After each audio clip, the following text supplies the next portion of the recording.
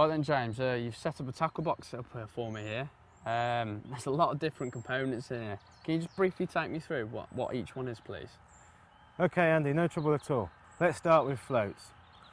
I've given you a selection of different floats, different patterns and sizes that are going to be appropriate for your lake fishing. Very, very simply, you've got a straight waggler. Okay? You've got an insert waggler. Note the capacity on the float. 3AA is the capacity, the weight that takes to cock the float perfectly. We've got some more modern pellet wagglers, and we've got some bodied wagglers. You'll also notice that we've got loaded and unloaded floats. And we'll talk about these attributes when we get into more detail in the float fishing section. Okay. Okay, then we move on to feeders. Again, you've got a multitude of different styles of feeders, different capacities and different weights. You've got open-end feeders for use with ground bait and pellets. You've got block-end feeders for use with maggots and casters. Okay, and we've got the more modern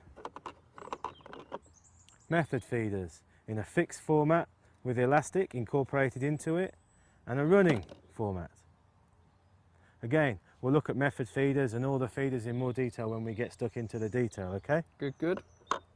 Moving on to weights, we've got a nice dispenser there showing different split shot, the different sizes of split shot. The largest being SSG, and in this case the smallest being a number of 8. So when you go higher in number, it's actually the smaller shot. It relates to gunshot. That's where the actual classification comes from. So the split shot, as you can see there, has a slot in it, and that's fixed onto the line by closing the shot. Okay? Then we've got some different bombs or ledgers, as we call them. So that's what's called an Ardsley bomb, the classic teardrop shape. We've got a more modern flat lead there that's used for river fishing and also for carp fishing, and a flat lead. So you can see there's a variety of different shapes and sizes that we use, different weights when we're actually ledger fishing. Okay. Moving on to hooks, again a bit of a minefield. It's just quite mind-blowing, isn't it? Tell me about it. Fundamentally, you've got spade end hooks, which are typically smaller in size, where you have to use a spade end knot to attach it to the line. And you've got eyed hooks that have an eye at the top of the hook for you to attach the line to.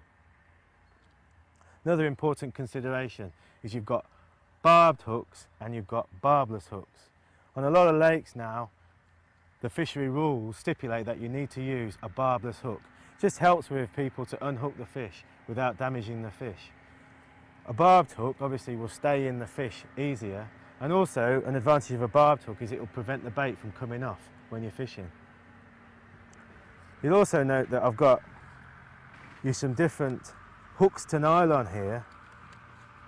I've given you a variety of patterns and sizes tied to different breaking strain and diameter line, so that you've got a good selection to cater for different fishing applications and conditions, and also different baits. You've got to think about matching the size of the hook to the bait that you're using. You don't want to use a tiny hook on a big bait. No. Okay? So it's all about balance.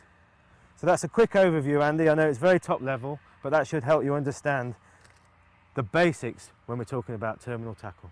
Cheers, mate.